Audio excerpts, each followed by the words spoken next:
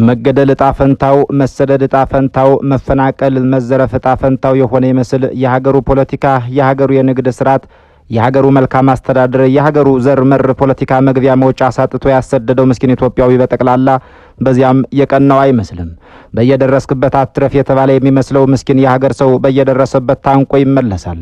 በየደረሰበት ተወግሮ ይሞታል። በየደረሰበት ተሰቅሎ ሲጥ ይላል። አትረፍ ተብሏልና በዚያም እረፍት አጥቷል። ያገር ሰው በአዲስ አበባ፣ ያገር ሰው በጎንደር፣ ያገር ሰው በትግሬ፣ ያገር ሰው በጅማ፣ ያገር ሰው በሐዋሳና በሻሸመኔ፣ የሀገር ሰው በጅጅጋና በድሬዳዋ ምን እየሰራ ነው ቢባል ፕሮሰስ ላይ ነኝ ይላል። በዚህ ስደት በህይወት መትረፍ ብቸኛ አማራጭ እስኪመስል ድረስ አማራጭ ያገኝ መንገደኛ ነው። ከያኒው ለመንገደኛ ሰው አይነፍጉም ስንቁን፣ ናፍቆት እየበለው አንጀት አንጀቱን። ማን ወደ ማን ይሆን የሚመላለሰው? ወትሮም ያገናኛል መንገድ ሰውና ሰው እንዳለው በዚህ ሁሉም መንገደኛ ነው። መንገድ ነውና ስለመጀመር እንጂ ስለመጨረስ ማንም አይጨነቅም። መንገድ ነውና ቢደርስም የታሰበው አይሞላም። መንገድ ነውና የታሰበው ቢሞላም ሀገር አይደለም ተብሎ ይቀጠቀጣል። በደቦ በባዕድ ምድር ተወግሮ ይገደላል።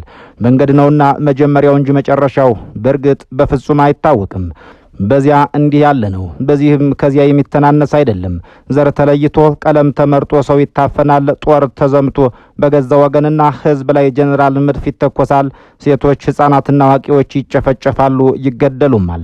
ቅዱስ ስፍራዎች አይከበሩም። የሀገር ሽማግሌ አይደመጥም። ነፍሰ ጡር ህፃናቶች፣ ሴቶች፣ አረጋውያን በጠቅላላ አይታዘንላቸውም። ዘራቸው ከዘራቸው ካልሆነ ሁሉም ጽንፈኞች ናቸው። ሞት እጣው፣ ስደት እጣው፣ ሀዘን እጣው የሆነ የሚመስለው ኢትዮጵያዊው በጠቅላላ በየሄደበት ያውጣውን እያገኘ ነው። እንዲያም ቢሆን በዚህም በዚያም ቄሱም ዝም መጽሐፉም ዝም እንዳሉ ናቸው። ለመሆኑ በደቡብ አፍሪካ ኗሪ ኢትዮጵያውያን የሚፈጸመው ግድያ ምንድን ነው? ተራ የዘር ግድያ ነው ወይንስ የነጻነት ንቅናቄን የማዳፈን እርምጃ ነው? መላው አፍሪካውያንስ ነጻ ለመውጣታቸው ኢትዮጵያንና ኢትዮጵያውያን በርከፋች እንደነበሩ የሚታወስ ነው። ዛሬ ጭቁን ነጻ አውጪዎች እየተገደሉ ናቸው። ከግድያው ጀርባ ያለው ሴራ ምንድነው? ግድያው በማን ይመራል? በሲአይኤ፣ በሞሳድ ወይስ በሌላ? የመጨረሻው ተልእኮስ ምንድነው? ገንዘብና ዕቅድ የሚያዋጣው ማን ነው? ጠቅላይ ሚኒስትር አብይ አህመድና ፕሬዝዳንት ሲሪል ራማፎሳስ ለምን ጭጭረጭ አሉ? እያልን አብረን እንቆያለን።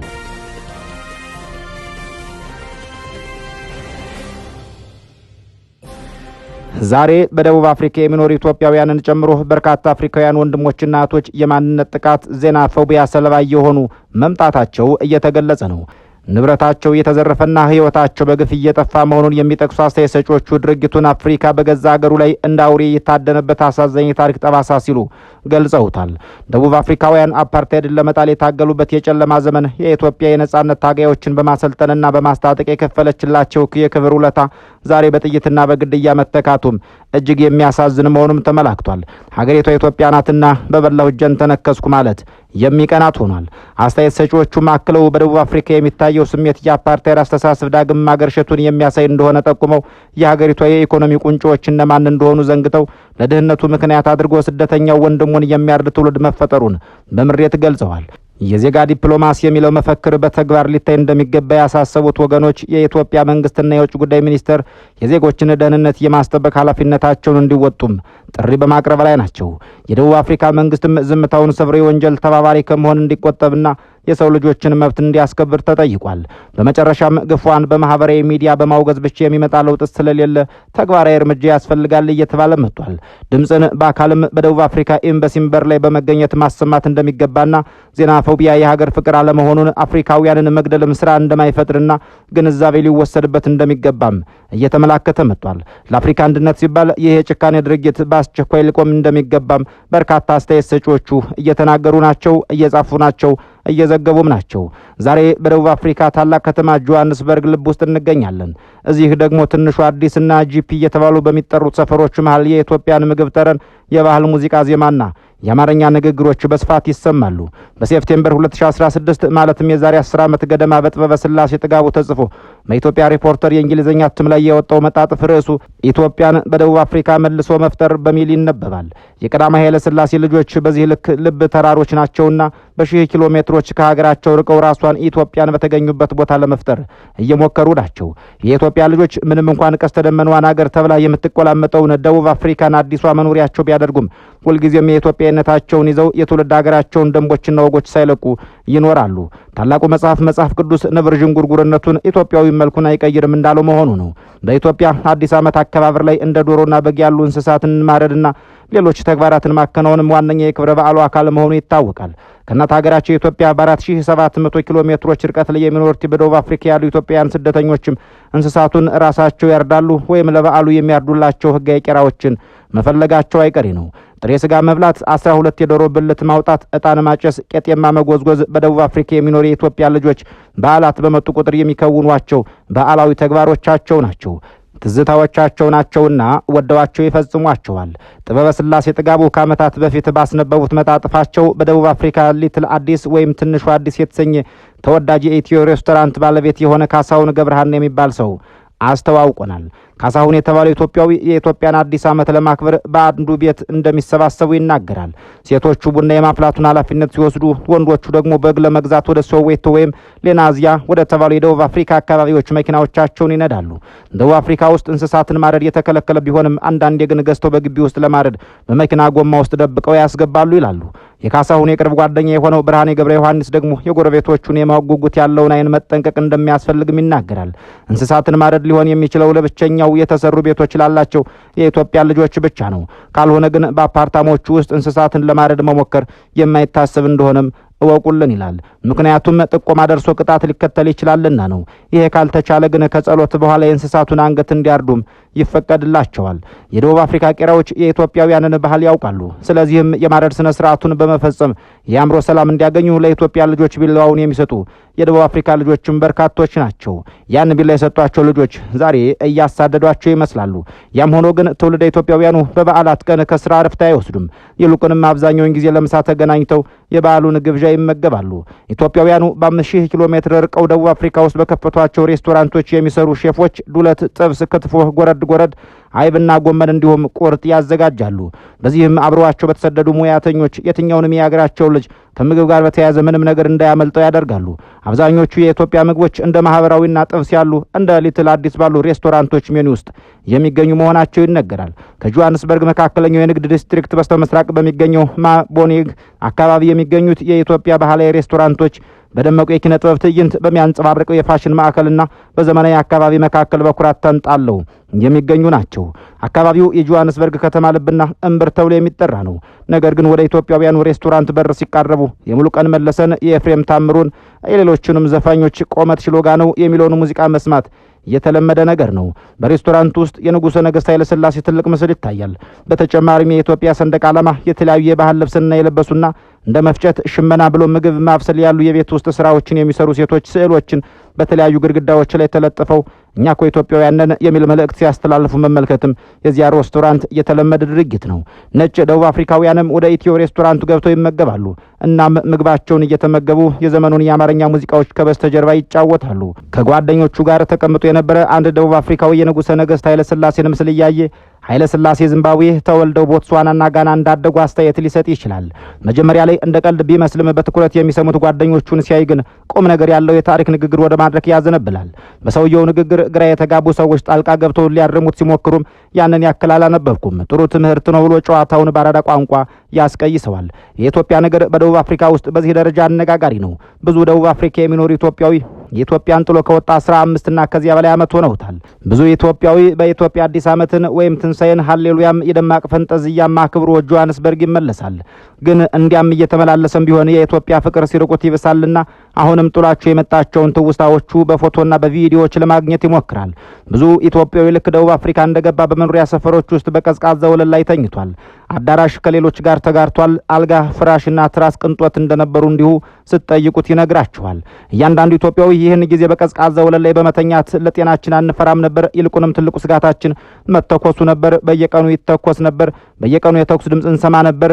አንድ ቀን እንመታ ይሆናል ብለን እንጨነቃለን በማለት በምሬት ያስታውሰዋል። ደቡብ አፍሪካ ውስጥ ሂልብሮ የተባለው አካባቢ ለወንበዴዎች ከተተወና ለአደጋ ከተጋለጡ ሰፈሮች አንዱ ነው። እንደ አውሮፓውያን አቆጣጠር በ2007 ቢቢሲ ላዌንድ ዲስኦርደር ኢን ጆሃንስበርግ በሚል ዘጋቢ ፊልም ሰርቶለታል። በ2013 ደግሞ አልጀዚራ በወንጀል በተሞላው በዚህ የደቡብ አፍሪካ ልብ ውስጥ የሰው ልጅ መንፈስና ተስፋ የሚያሸንፍበት ቦታ እንደሆነ ገልጧል። ብዙ የኢትዮጵያ ልጆችም በዚህ አስፈሪ ቦታ ሳይቀር እንደ ኢንተርኔት ካፌ ያሉ ስራዎችን ሰርተዋል። ሌሎችንም አከናውነው ሳንቲም ለመያዝ ጥረት አድርገዋል። ከጂሃዲ አላማዎች ጋር ተጣልተው በኬንያ አድርገው ደቡብ አፍሪካ የገቡት ተስፋ በማስታወሻቸው ደቡብ አፍሪካ ውስጥ ሊሰራው ሞክሮ በመንዲዎቹ ቤቱ ሲዘረፍ እንዳቆመው የነገረን ስራ ይኸው የኢንተርኔት ማስጀመሪያ ተግባር ነበር። እንደ መጋረጃ መሸጥ ያሉ ስራዎች የኢትዮጵያ ልጆች የተካኑባቸው ናቸው። የሆነ ጊዜ እንዲያውም ብዙ ኢትዮጵያውያን ተመሳሳይ የመጋረጃ ንግድ በመጀመራቸው ውድድሩ ጠንክሮ ነበር። እኒህ ፉክክሮች ነገሮችን ወደ መበላሸት ይመሯቸውና በተለያዩ የኢትዮጵያ ብሔረሰቦች መካከል ጥልቅ ጥላቻና ክፍፍል ይፈጠራል። ኢትዮጵያውያን ሰብሰብ ብለው ባሉበት ደቡብ አፍሪካ ውስጥ ምግቡ ኢትዮጵያዊ ነው፣ ሙዚቃውም ኢትዮጵያዊ ነው፣ ሰዎቹም ኢትዮጵያዊ ናቸው። ቋንቋቸውም በአብዛኛው አማርኛ ነው። በዚያው ልክ ጠቡም ኢትዮጵያዊ ነው። ኢትዮጵያውያን የአምልኮ ቦታዎቻቸው አሏቸው። ኦርቶዶክሳውያኑ ለመስቀል ለጥምቀትና ለሌሎችም ሃይማኖታዊ በዓላት ወደ መድኃኔዓለምና ኪዳነ ምሕረት አብያተ ክርስቲያናት ይኬዳሉ።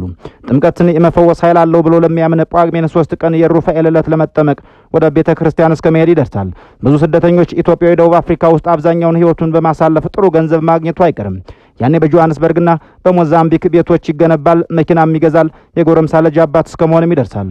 ዙሉ፣ ፖርቹጋልኛና ሻንጋ የመሳሰሉ ቋንቋዎቹንም ይለምዳል፣ አብሮም ይናገራቸዋል። ለምሳሌም ሻንጋ ከሞዛምቢክ የአካባቢ ቋንቋዎች አንዱ ነው። የኢትዮጵያ ልጅ እኒህን ሁሉ ቋንቋዎች በመናገር ከደቡብ አፍሪካውያንና ከሞዛምቢካውያን ጋር ተስማምቶ ለመኖር ይሞክራል።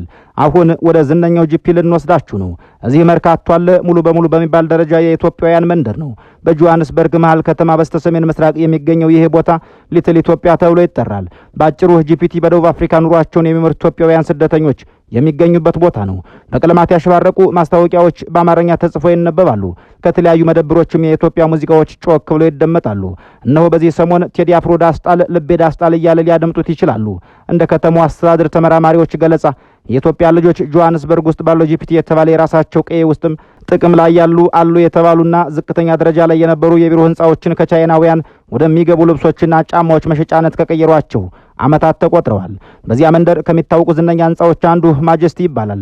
በመሬት ላይ ወለሉ ላይ መስቀሎች፣ የተለያዩ ቅመሞችና ቅመማ ቅሞች እንዲሁም ሌሎች የሚሸጡበት ሱቅ አለ።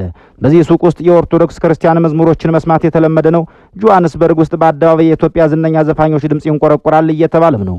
የፈለገው መደበኛ የስራ ቀን ቢሆንም ማጀስቲ በተባለ የኢትዮጵያ ልጆች በሚያዘወትሩበት ህንፃ በተለይም አንደኛ ፎቅ ላይ ሲደርሱ በዓል ይመስላል። ቡና ይቆላል። ብዙ ኢትዮጵያውያንም በአማራ ስም የሚጠሩ ሬስቶራንቶች ውስጥ ጥሬ ስጋን ይመገባሉ። ከኢትዮጵያ ውጭ ያሉ ዜጋ ሁሉም የኢትዮጵያ አዲስ ዓመት አከባበር ለመመልከት ወደዚህ ቦታ ይጎርፋል። ሳር ወለሉ ላይ ይጎዘጎዛል። ጠጅና ጠላም በብዛት ይቀርባል። በመንገድ ላይ አበባ የሆሽ የሚሉ ሰዎችን መስማትም የተለመደ ነገር ነው። ልብ በሉ፣ አገሩ ደቡብ አፍሪካ፣ ከተማው ደቡብ አፍሪካውያን ጆርግ ብለው የሚጠሩት ጆሃንስበርግ ነው። እንዲያም ቢሆን የኢትዮጵያ ልጆች በደቡብ አፍሪካ ያላቸውን ትጋት የጸሐፊያንን ብር ያስጨረሰ ነው። ብዙ ኢትዮጵያውያን ከሰኞ እስከ ማክሰኞ ከማለዳ እስከ ምሽት ይሰራሉ።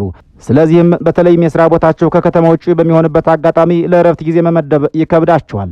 ምናልባትም እግር ወይም አውሮፕላን ጥሎት ደቡብ አፍሪካ ያሉ ብዙ ኢትዮጵያውያንን ቢያዩ ሁሉም ስደተኞች ከህልም በቀር ምንም ሳይኖራቸው ህይወትንና መጻኤ ዕድልን የሚፈጥሩት አርቲስቶች ናቸው የሚለውን የሄት አሜሪካዊቷን ደራሲ ኤድዊጅ ዳንቲካት አባባል ትዝ ይሎታል።